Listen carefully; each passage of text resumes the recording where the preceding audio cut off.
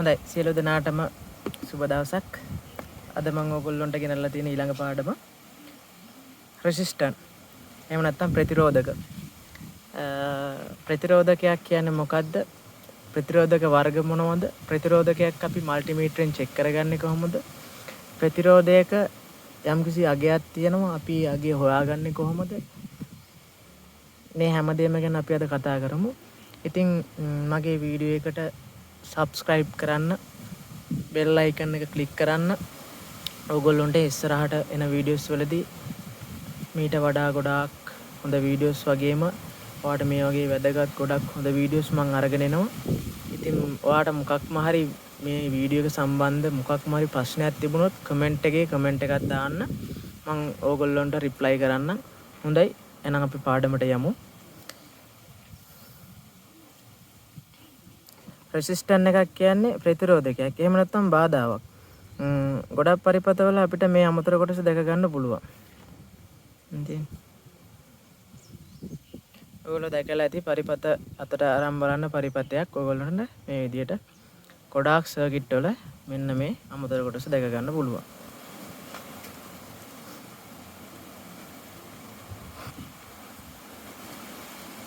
මේ තියෙන්නේ මෙතන තියෙනවා. මෙතන තියෙනවා. මෙතන තියෙනවා. මෙතන දින මේ වගේ හැමතැනම ගොඩක් තැන්වල අනිවාර්යයෙන්ම මේ අමතර කොටස දැක ගන්න පුළුවන්. ඉතින් මේකෙන් සිද්ධ වෙන්නේ යාළුවනේ යම්කිසි වෝල්ටේජතාවයකට යම්කිසි බාධාවක් ඇති කරනවා. ඒ කියන්නේ යම්කිසි වෝල්ටේජතාවයක් අපිට අවශ්‍ය ප්‍රමාණයට හදාගන්න ඕනේ නම් මෙන්න මේ අමතර කොටස යොදාගෙන අපිට ඒක කරගන්න පුළුවන්. උදාහරණයක් වශයෙන් මම මෙහෙම කියන්නම් ඔයාලට.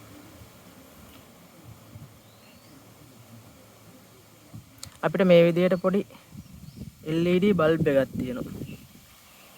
මේ LED බල්බ් එකට අපිට අවශ්‍ය වෙනවා වෝල්ටේජ් එකක්. සාමාන්‍යයෙන් වෝල්ටේජ්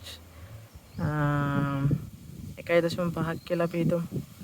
මේකට වෝල්ටේජ් අපි දෙන්න වෙන්නේ අපිට වෝල්ටේජ් 5ක්. හරි. එතකොට වෝල්ටේජ් 5ක් තමයි අපි ගාව දැන් තියෙන්නේ. එතකොට අපිට මේකට වෝල්ටේජ් එක බල්බ් එක පත් වෙන්න අවශ්‍ය වෙන්නේ 1.5යි. හරි. එතකොට අපි කරන්න ඕනේ අර 5 වෝල්ටේජ් එකට දෙනකොට අපි මෙතනට දාන්න ඕනේ මෙන්න මේ වගේ මං කිව්වා වගේ ප්‍රතිරෝධකයක්. එහෙම නැත්නම් රෙසිස්ටර් එකක්. රෙසිස්ටර් එකක් අපි මෙන්න මේ විදිහට මේකට සම්බන්ධ කරලා මේක ඒකාග්‍රයකට සම්බන්ධ කරලා මෙන්න මේ ආකාරයට මේ බල්බ් එකට දුන්නාම මේ බල්බ් එක දැල් වෙන්න ගන්නවා. ඉතින් යාළුවනේ ඒක තමයි මේකෙන් සරලවම සිද්ධ වෙන්නේ. වැඩි වෝල්ටේජතාවයක් යම්කිසි ප්‍රමාණයකට අපිට රෙගුලේට් කරගන්න අඩු කරගන්න පුළුවන් හැකියාවක් තියෙනවා මෙන්න මේ අමතර කොටස තුලින්. එතකොට ගොඩක් අවස්ථාවලදී අපි මේක පාවිච්චි කරන්නේ වැඩි වෝල්ටේජතාවයක් අඩු කර ගැනීම සඳහායි. හරි. එතකොට යාළුවනේ මේකේ සංකේතය මම ඔයගොල්ලන්ට ඇඳලා පෙන්නන්නම්. මෙන්න මේ විදිහට තමයි සංකේතය තියෙන්නේ. ඔහම. හරි. මෙන්න මේ විදිහට තමයි සංකේතය තියෙන්නේ. එතකොට යාළුවනේ මේකේ හැම එකකම මේ ඔයගොල්ලන්ට පේනවා ඇති. දැන් මම මෙන්න මේ ටික මම අරන් පෙන්නන්නම්. මෙන්න මේ දෙක. මෙන්න මේ දෙකේ ඔයගොල්ලන්ට පේනවා ඇති මේ පාට මේ ඉරි තියෙනවා මේ. දුඹුරු පාට, කොළ පාට, කහ පාට, රතු පාට, කළු පාට, මේ දුඹුරු පාට, කළු පාට. ඔය වගේ පාට තියෙනවා. හරිද? ඉතින් යාළුවනේ මේ පාට වලින් මේ වගේ කියවෙන්නේ මේ හැම පාටකින්ම මේ වගේ යම්කිසි ඒ කියන්නේ යම්කිසි බාධා. දැන් මේකේ ගොඩාක් දුරට අපි මේක කියවන්නේ සාමාන්‍යයෙන් අපි මේ හොඳට මතක තියාගන්න මේ රෙසිස්ටර් පාඩම ටිකක් ගොඩාක් ලොකු පාඩමක්. නමුත් මම ඕගොල්ලන්ට මේ සරලවම කියලා දෙන්නේ. ඉස්සරහට අපි කතා කරද්දි මේවා ගැන තව දුරටත් වැඩියෙන් කතා කරන්න පුළුවන් අපිට. මේ රෙසිස්ටර් කලර් කෝඩ් එක ගැන අපි ඉස්සරලා ඉගෙනගෙන ඉන්න ඕනේ මේ රෙසිස්ටර් ගැන කතා කරන්න. නමුත් මේ ඔයගොල්ලන්ට කලර් කෝඩ් එක කියන්නේ වෙනම පාඩමක්. මම ඔයාලට ඒක වෙනම වීඩියෝ එකකදී අරන් එන්නම්. අද මම රෙසිස්ටර් එකක් කියන්නේ මොකද්ද? අර මම කලින් කියපු සිදු ප්‍රශ්න වලට මම උත්තරේ ඔයාලට මම අද අරගෙන එන්න තමයි මේ වීඩියෝ එක කරේ. හොඳයි. එතකොට යාළුවනේ කලර් කෝඩ් එක ඉගෙන ගත්තාම ඔයගොල්ලන්ට හිතා ගන්න පුළුවන් මෙතනට ගුරු වෙනවා නම් මෙතනට රත් වෙනවා නම් මෙතනට ගුරු වෙනවා නම් මෙතන කළු වෙනවා නම් මෙතන යම්කිසි අගයක් තියෙනවා. ඒ අගය කියවන්නේ මෙන්න මේ පාට වලින් තමයි. ඒ කියන්නේ මේ ප්‍රතිරෝධයේ බාධාව කොච්චරද කියන දේ තීරණය කරන්න අපි මෙන්න මේ දින පාට වලින්. එතකොට අපි මේ පාට සාමාන්‍යයෙන් කියවන්නේ ඕම්ස් කියන සාමාන්‍යයෙන් අපි මෙහෙම ඕම්ස් කියන ගණනය කිරීම තුලින් තමයි අපි මේ පාට කියන්නේ. එතකොට ඕම්ස් ඊට පස්සේ කිලෝ ඕම්ස් ඊට පස්සේ මෙගා ඕම්ස්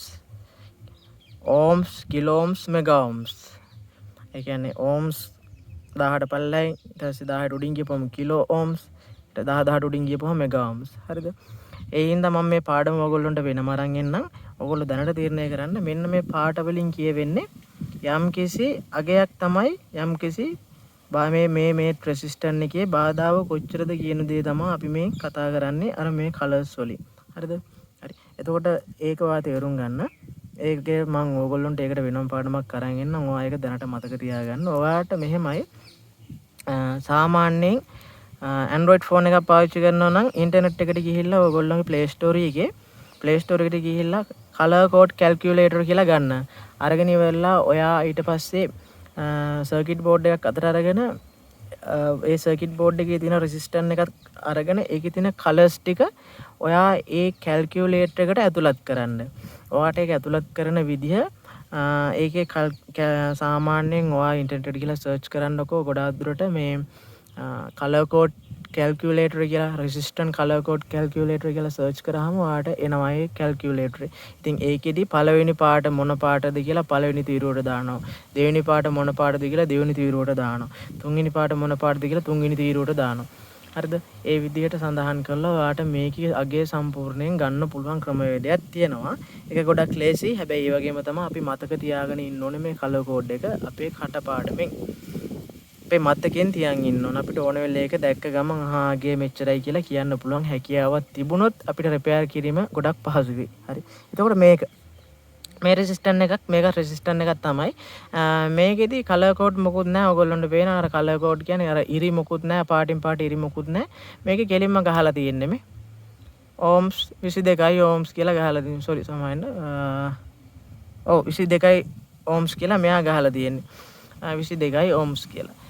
22යි ඕම්ස් අකුර ගාලා 5කුත් දාලා තියෙනවා නේද අයිනේ. ඒ 100ට ගානක් දාලා 5යි කියලා දාන්න. ප්‍රතිශතයේ 100ට 5යි. ඒක ගණන් ගන්න එපා. ඔයා ඕම්ස් ගාන විතරක් හිතන්නකෝ. ඕම්ස් 22යි ඕම්ස් කියලා මේක ගහලා තියෙනවා. එතකොට මේකේ වොට් එකත් මේ ගහලා තියෙන වොට් කියන්නේ මේකේ සයිස් එක. දරා ගැනීමේ හැකියාව කොච්චරද දැන් වොට් එක වැඩි වෙන්න මේකේ දරා ගැනීමේ හැකියාව වැඩි වෙන්න මේක මහත් වෙනවා වැඩි වෙනවා. ඉතින් එයාගේ ශක්තිය වැඩි වෙනවා. ඉතින් මෙයාගේ ශක්තිය 3යි වොට් එක 3යි මේකේ තියෙන්නේ දැන්. 3ක වොට් එකක් සහිත රෙසිස්ටන්ට් එකක් තමයි මේ. මේකේ වෝල්ටීයතාවයක් සඳහන් කරලා නැහැ යාළුවනේ. මේක වෝල්ටේජ් එකක් සඳහන් කරලා නැහැ. අපි වෝල්ටේජ් එක තීරණය කරන්නේ මේ කලර් කෝඩ් එකේ මේ ඕම්ස් ප්‍රමාණය අනුව තමයි අපි මේක තීරණය කරන්න ඕනි. වෝල්ටේජ් එකක් සඳහන් කරලා එවන්නේ නැහැ මේ අමතර කොටසේ. එතකොට මේ විදිහටත් ඒ අමතර කොටස එනවා. මෙන්න මේ පේන ආකාරයට මේකත් රෙසිස්ටන්ට් එකම තමයි. මේකත් ඒ හැඩේ වෙනස් වුණාට මේකෙන් සිද්ධ වෙන්නේ එකම කාරණාව. ගොඩක් දුරට මෙතනින් සඳහන් කරලා එවනවා යම්කිසි ඕම්ස් ප්‍රමාණයක් රෙසිස්ටන්ට් වල. ඒක ඔයගොල්ලොන්ට බලා ගන්න පුළුවන් ওই විදිහට යම්කිසි ඕම්ස් ප්‍රමාණයක් මේකෙත් සඳහන් කරලා එවනවා. හරි. ඉතින් යාළුවනේ මේ තුන ඔයගොල්ලෝ දකින්න ඇති. මේ තුනේදී වෙන්නේ දැන් මේ සඳහන් කරලා තියෙන ප්‍රමාණයක් තියෙනවනේ. ඔය සඳහන් කරලා තියෙන ප්‍රමාණය පමණයි මේකෙදි අපිට බාධාව ලබා ගන්න පුළුවන්. දැන් මේකේ 22යි ඕම්ස් කියලා තිබුණා. හරි 22යි ඕම්ස්. මේ තියෙන 22යි ඕම්ස් නම් මේකේ මේ අමතර කොටසෙන් අපිට 22යි බාධාවක් ලබා ගන්න පුළුවන්. 22ක බාධාවක් ලබා ගන්න පුළුවන් වෝල්ටේජ් එකකට. හරිද? ඉතින් ඒ වගේ තමයි මේක. ඕම්ස් ප්‍රමාණයක් තියෙනවා. එතකොට මේක මොකද්ද? මේකත් ප්‍රතිරෝධකයක් තමයි. හැබැයි මේකේ පොඩි වෙනසක් තියෙනවා. මේකේ තියෙනවා මේකේ පින් 3කුත් තියෙනවා. මේ පින් 3කුත් තියෙනවා. පින් 3 තියෙන එක නෙමෙයි මේකේ තියෙන වෙනස. යාළුවනේ මේකේ තියෙන වෙනස තමයි අපිට පුළුවන් මේකේ බාධාව අඩු වැඩි කරගන්න. දැන් මේ වගේ බෑ. මේ වගේ 22යි කියලා ගහලා තියෙනවා 22ම විතරයි. දැන් මේකේ පුළුවන් පොඩි වෙනසක් කරගන්න, අඩු කරගන්නත් පුළුවන්, වැඩි කරගන්නත් පුළුවන්. එතකොට දැන් අපිට මේක සාමාන්‍යයෙන් එහෙම කරගන්න ඔයාලට පේනවද මෙන්න මේ අමතර කොටසේ පින් 3ක් සඳහන් වෙලා තියෙනවා. ඒකට මෙන්න මෙතන සුදු පාටට මේ වෙනම උඩින් රවුමක් වගේ එකක් තියෙනවා. අපිට මෙන්න මේ සුදු පාටට තියෙන රවුම මෙන්න මේ විදිහට මේ කරකවන්න පුළුවන්. දැක්කද? මේක ඇතුළට ස්කූප් නේනක් දාලා මෙන්න මේක මෙහෙම පොඩි මෙහෙම කරකව ගන්න පුළුවන්. මෙන්න මේ සුදු පාට රවුම අපිට අඩු වැඩි කරගන්න පුළුවන්. එතකොට ඒ අඩු වැඩි කිරීම තුළින් සිද්ධ වෙන්නේ ප්‍රතිරෝධය අඩු වැඩි වීමක්. ඒ කියන්නේ වෝල්ටේජ් එකක් අපි මේකට දීලා තියෙනවා නම් ඒ වෝල්ටේජ් එක අඩු වැඩි කරගන්න පුළුවන් මෙන්න මේ අමුතර කොටස තුලින්. ඉතින් මේකට කියන්නේ අපි විචල්්‍ය ප්‍රතිරෝධය කියලා. එහෙම නැත්නම් ප්‍රීසෙට් එක. ප්‍රීසෙට් එක කියලා තමයි කියන්නේ විචල්්‍ය ප්‍රතිරෝධය. විචල්්‍ය කියන්නේ චලනය කියන්නේ අපිට පුළුවන් එක තැනක තියාගන්න නැතුව මේක වෙනස් කරගන්න ප්‍රතිරෝධය අවශ්‍ය ප්‍රමාණයට. ඉතින් මේ ඔක්කොම රෙසිස්ටන්ස් ගණයට තමයි අයිති වෙන්නේ. රෙසිස්ටන්ස් එකක් කියන්නේ සාමාන්‍යයෙන් සරලවම කිව්වොත් වෝල්ටීයතාවයකට බාධාවක් ඇති කරන අමතර කොටසක්. තේරුණාද? වෝල්ටේජ් එකකට කියන්නේ විදුලි වෝල්ටේජ් එකක් කියන දේ ඔයගොල්ලෝ හැමෝම දන්නවනේ. වෝල්ටේජ් එකකට යම් කිසි බාධාවක් ඇති කරන එක උපකරණයකට තමයි කියන්නේ මේ රෙසිස්ටන්ස් එක කියලා. ඉතින් අපිට ඒක ගොඩක් දුරට අවශ්‍ය වෙන්නේ යම් කිසි උපකරණයක් කියන්නේ යම් කිසි අමතර කොටසක් මම උදාහරණයක් වශයෙන් ඔයාලට LED එකක් ගත්තේ ඒ වගේ තැනකට මේක යොදා ගන්නකොට අපිට මේ වගේ තැනකට යොදා ගන්න පුළුවන් මේ අමතර කොටස 5ක් දෙන්න ඕන තැනදී 1.5 දෙන්න ඕන තැනදී 5ක් දුන්නොත් මේ LED එක පිච්චිලා යනවා. ඉතින් ඒක පිච්චෙන එක වළක්ව ගන්න අපි මේ වගේ අමතර කොටසක් පාවිච්චි කරනකොට මේ අවශ්‍ය කලර් කෝඩ් එක එහෙම නැත්නම් අවශ්‍ය ඕම්ස් ප්‍රමාණය අපි තීරණය කරලා අපි එතන දාද්දී මෙතනින් දෙන 5 වෝල්ටේජ් එක 1.5ට අඩු කරගෙන මේ LED එක දැල් වෙන්න පටන් ගන්නවා. හැබැයි මෙහෙන් එන 5 වෝල්ටේජ් එක මෙතනට આવොත් මේක පිච්චිලා යනවනේ. අන්න ඒ වගේ අවස්ථාවලදී උපකරණයක මේ වගේ සාමාන්‍යයෙන් පරිපතයක මේ වගේ IC ක්‍රියාත්මක වන තැන්වලදී එතකොට ට්‍රාන්සිස්ටර් එතකොට මේ ගොඩක් ඔය කන්ඩෙන්සර් මේ රෙසිස්ටන්ස් මේ යොදාගෙන තියෙන්නේ ගොඩක් දුරට මේ වගේ IC වලට මේ හැම එකටම කරන්ට් එක පාලනයක් කරලා ඒ අවශ්‍ය ප්‍රමාණය විතරක් ලබා දෙන්න ඕන හින්දා මෙයා මේ රෙසිස්ටන්ස් එක කියන අමතර කොටස පාවිච්චි කරනවා. ඉතින් මේ වගේ පොඩි SMD බෝඩ් වලත් ඕගොල්ලොන්ට බලා ගන්න පුළුවන්. ඕගොල්ලොන්ට පේනවා ඉතින් මෙන්න මේ තියෙන කළු පාටට මේ මෙතන කළු පාටට සඳහන් කරලා පොඩි අංකයකුත් එක්ක ඒ ඕගොල්ලෝ මතක තියාගන්න මේකේ නම රෙසිස්ටන්ස් නේ. එතකොට මෙන්න මේ කළු පාටේ තියෙන අමතර කොටස අයිනෙන් මේක R කියලා සඳහන් කරලා දෙනවා. R කියලා. එතකොට කන්ඩෙන්සර් කියපුවාම C කියලා සඳහන් කරනවා.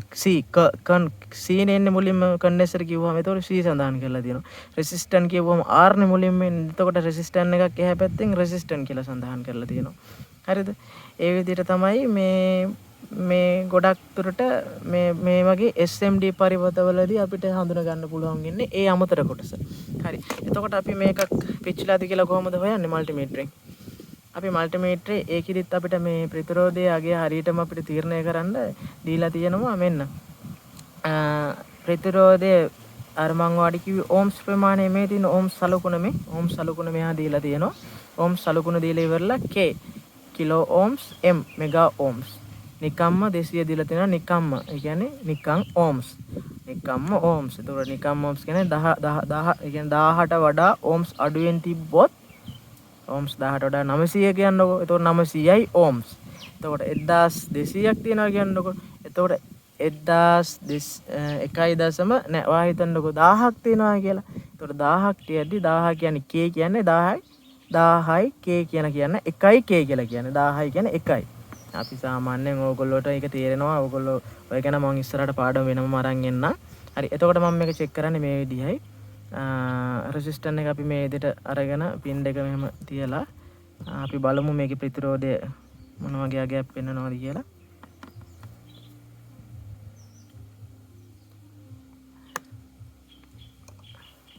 මම මේක මේ ඩයෝඩ් වලට දාලාම චෙක් කරේ. මේ ඩයෝඩ් වලට මම මේක දාගෙන කිසිම වෙනසක් කරලා නැහැ. හරිද? එතකොට ඕගොල්ලොන්ට මේ රතු සාමාන්‍යයෙන්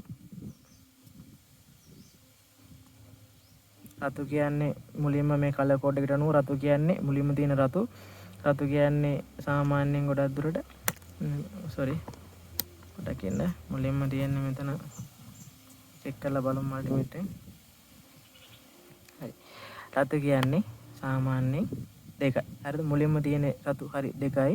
ඊට පස්සේ අපිට තියෙන පාට මොකද්ද? සාමාන්‍යයෙන් ඊළඟට තියෙන්නේ මෙතන දුඹුරු. ඊට පස්සේ තියෙන්නේ කළු. එතකොට මෙතන සාමාන්‍ය 200 ඕම් රෙසිස්ටන්ස් එකක් තමයි මේකේ අගය වෙන්න ඕනේ. මේක මේ වෙනස් වෙලා තියෙන ප්‍රතිරෝධී අගය. මොකද හේතුව මේ වෙනස් වෙලා තියෙන්නේ නෑ සෝරි සමා වෙන්න මේකේ දෙවෙනිට තියෙන රතු පාට. ඔයගොල්ලන්ට පේනවා ඉතින් මෙන්න තියෙන්නේ. මේ පළවෙනිටත් තියෙන රතු දෙවෙනිටත් තියෙන රතු පාට තමයි. මේක පොඩ්ඩක් මේ ඩැමේජ් වෙලා තියෙන්නේ මේකේ කලර් කෝඩ් එක. මේක මම ඔයගොල්ලන්ට පෙන්නන්න. මේ පොඩ්ඩක් ඩැමේජ් වෙලා තියෙන්නේ මේක මේ රතු තියෙනවා ඊට පස්සේ නැවත රතු තියෙනවා ඊළඟට දුඹුරු තියෙන්නේ මේකේ පාට තුන. ඉතින් ඒ පාට තුනට අනුව මේක 220 ඕම් රෙසිස්ටන්ස් එකක් තමයි වෙන්න ඕන. 220 ඕම්. එතකොට මම මේක දැන් මෙතන 200 ඕම්ස් නේ තියෙන්නේ. 200 ඕම්ස් එකෙන් 220යි චෙක් කරන්න බෑනේ 20ක් වැඩිනේ. ඉතින් ඒ හින්දා මම ඊට වඩා වැඩි තියෙන තැනකට දාගන්නවා. එතනින් උඩ එකට දානවා 2k වලට. 2k වලට දාලා මම මේක චෙක් කරපුවාම මට මෙතනින් මේකේ මේ ප්‍රතිරෝධී අගය මට මල්ටිමීටරට පෙන්නනවා. සෝරි. 223ක් පෙන්නනවා. හරි. 223ක් කියන්නේ සාමාන්‍යයෙන් 220 ඕම් තමයි මේකේ ප්‍රතිරෝධී අගය වෙන්න ඕනේ. මෙතනදී 223ක් පෙන්නනවා 22ක් පෙන්නනවා. සාමාන්‍යයෙන් පොඩි එකක් දෙකක් වෙනස් වෙන්න පුළුවන් ප්‍රතිරෝධී අගය. ඒක ප්‍රශ්නයක් නෙමෙයි. හරි. එතකොට ওই විදිහට තමයි කලර් කෝඩ් එක කියවන විදිහ ගැන ඔයගොල්ලොන්ට මම වීඩියෝ එකක් වෙනම අරගෙන එන්නම්. ඔයගොල්ලෝ කලර් කෝඩ් කැල්කියුලේටරේ ගන්නකො ඉන්ටර්නෙට් එක ගිහිල්ලා ඉවරලා ඔයගොල්ලෝ කලර් කෝඩ් එක මේ රෙසිස්ටන්ස් කලර් කෝඩ් එක ගන්නකො. එතකොට මම ඕගොල්ලොන්ට ඒ ටික අරන් තියාගන්න. ඊට පස්සේ එන පාඩමේදී මම ඒක කියලා දෙන්නම් කොහොමද කරන්නේ කියලා. මේකට පස්සේ මම මේ වීඩියෝ එක දානවා. ඒක ඉතින් ඔයාලට ඊට පස්සේ තේරුම් ගන්න පුළුවන් රෙසිස්ටන්ස් එකේ අගය කියවන්නේ කොහොමද කියලා. මම ඔයාලට කියලා දුන්නේ රෙසිස්ටන්ස් එක චෙක් කරගන්න විදිය. හරි. එතකොට දැන් මේ රෙසිස්ටන්ස් එක පිච්චුනහම අපි මෙතන එකක් දාන්නේ කොහොමද? හරි. දාන්නේ මෙහෙමයි. යාළුවනේ දැන් ඕගොල්ලොන්ට මම කියවනේ මේකේ තියෙන රතු දුඹුරු කියන මේ පාට තුනක් තමයි මේකේ මුලින්ම තියෙන්නේ. රතු දුඹුරු. මේ පැත්තේ රන් කියලා තියෙනවා. රන් කියන එක අපි පැත්තකට දාන්න. ඈතින් පොඩ්ඩක් ඈත් වෙන්න රන් කියලා මේ රන් පාට තියෙනවා. ඉතින් රන් පාට මේකෙදී අපි ගණන් ගන්නේ නැහැ. රතු දුඹුරු තියෙනවා. ඉතින් රතු දුඹුරු කියන්නේ මම ඉස්සලා කිව්වා වගේ 220 ඕම් රෙසිස්ටන්ස් එකක්. එතකොට රතු දුඹුරු තියෙද්දි අපි මේක පිච්චිලා තිබ්බොත් අපි මේකට දාන්නත් ඕනේ රතු දුඹුරු කියන පාට තුනෙන් එන රෙසිස්ටන්ස් එකක්මයි අපි මේකට දැමිය යුතුයි. එහෙම නැත්නම් අපිට ඉදිරි ඉස්සරහට මේ පරිපතේ නිවැරදි කරගන්න බැරි වෙනවා. ඉතින් අපි නැවත දානකොට 220 ඕම් රෙසිස්ටන්ස් එකක්ම තමයි දාන්න ඕනේ. ඉතින් 220 ඕම් රෙසිස්ටන්ස් එකක අගේ මම මේකෙදි කියුවේ මේ තියෙන පාටවලට අනුව. රතු කියන්නේ 2යි, රතු කියන්නේ 2යි, දෙවෙනි අග්‍රේත් රතු, පළවෙනි අග්‍රේත් රතු, දෙවෙනි අග්‍රේත් රතු. ඒතකොට රතු මේ මුලින්ම 2යි එතන 22යි ඊට පස්සේ ඊළඟට දුඹුරු කියන්නේ අවසානට දුඹුරු ආපුවම බිඳුව. එක බිඳුවයි. එතකොට 220 ඕම් කියලා එක තමයි අපි මෙතනදී කියන්නේ. එහෙනම් යාළුවනේ මේ ඒ පාඩම මම ඔයගොල්ලන්ට වෙනම අරගෙන එන්නම්. රෙසිස්ටන්ස් එකක් කියන්නේ සරලවම ඕකයි. රෙසිස්ටන්ස් එක මල්ටිමීටරෙන් චෙක් කරන්නේ ඔහොමයි. යම් කිසි දෝෂයක් තිබ්බොත් මල්ටිමීටරෙන් මෙන්න මේ විදිහට චෙක් කරද්දී අපිට ඒක කිසිම අගයක් පෙන්වන්නේ නැත්නම් අපි මෙතනදී කොපමණ ප්‍රමාණයක් මෙගා ඕම්ස් උපරිම ප්‍රමාණයට දාලා අපි මේක චෙක් කරද්දී ඒත් කිසිම අගයක් පෙන්වන්නේ නැත්නම් ඒ රෙසිස්ටන්ස් එකේ යම් කිසි දෝෂයක් වෙලා තියෙන්නේ. ඒ වගේම තමයි මේ රෙසිස්ටන්ස් ගොඩාක් දුරට පිච්චෙනකොට ගොඩක් දුරට අපිට ඒක ඇහැට බලා ගන්න පුළුවන්. ඒ පේනවා එතනින් ඒකන් අර අමුතු විදියට පිච්චිලා ගිහිල්ලා ඩැමේජ් වෙලා තියෙනවා. ඊට අමතරව එහෙම නැත්නම් මල්ටිමීටරයට කිසිම අගයක් නොපෙන්නනවා නම් කිසිම ප්‍රතිරෝධීතාවයක් නොපෙන්නනවා නම් එතනදී අනිවාර්යෙන් අපිට තීරණය කරන්න වෙන්නේ මේක මේ දෝෂ සහිත රෙසිස්ටන්ස් එකක් බව. ඉතින් මේ ඔයගොල්ලන්ට මම කිව්වා වගේ මේක මතක තියාගන්න. මේක විචල්්‍ය ප්‍රතිරෝධකයක්. මේක අපිට අවශ්‍ය ප්‍රමාණයට ප්‍රතිරෝධය වෙනස් අඩු වැඩි කර ගැනීමට පුළුවන්. හැබැයි ඒකෙත් සඳහන් කරලා තියෙනවා මෙතන 103යි කියලා. මේ අවශ්‍ය ප්‍රමාණය අපිට ලොකු ප්‍රමාණයක කවර් කරගන්න බෑ. මේ 103යි කියන දෙයින් අගයක් සඳහන් වෙනවා. ඒ අගයේත් එක්ක තමයි අපිට පොඩ්ඩක් අහට්ට මෙහෙට පොඩි වෙනසක් කරගන්න පුළුවන්. හොඳයි. ඉතින් එහෙනම් හැමෝටම සුබ දවසක්. අපි නැවත වීඩියෝ එකකින් ඊළඟ පාඩමේදී හමු වෙමු. හොඳයි එහෙනම් මාව සබ් කරලා තියාගන්න. හැමෝටම ජය වේවා.